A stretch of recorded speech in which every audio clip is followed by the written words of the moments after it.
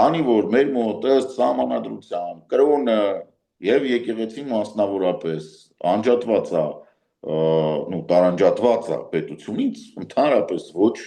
վարչապետը, ոչ նախարարը, ոչ մեկ ընդհանրապես պետք է եկեղեցու հարցերով չզբաղվեն։ Դա անիմաստ բան է։ Չի կարելի էլի ասենք այդ սահմանադրական այդ նորմերի վրայով անցնել։ Չկա եւ վերջ։ Այդ մարդկանց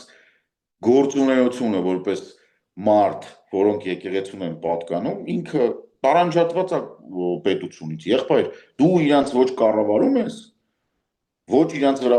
ազդելու մեխանիզմ ունես, ոչ էլ կարող ես, այսինքն դու հիմա հասարակությունը քո ընտրազանգվածը մարդկանց, քաղաքացիներին, քո աշխատավարձը, որը դու ստանում ես տնտեսությունը կառավարելու համար, դու այդ աշխատավարձը մսխում ես, ցպնում ես, վարի ես տալիս զբաղվելով, պայքարելով նրա դեմ, ինչը որ քո գործառույթներից դուրս է, եղբայր, Հայաստանի Հանրապետության վարչապետը եւ Հայ առաքելական Սուրբ եկեղեցին տարբեր ինստիտուտներ են հասարակության մեջ, մեկը մյուսի վրա ազդելու իրավունք չունի։ Ու չի կարա։ Դրա համար ինչ-որ սարքել են մատի փաթաթան, վազվզում են բան, մեկը արստի տղաջան աշխատավարձ է ստանում, ինչի՞ մար։ Մի հատ էլ երրորդ Իռամսակի թվերը հրապարակի տեսնանք ինչ եղավ։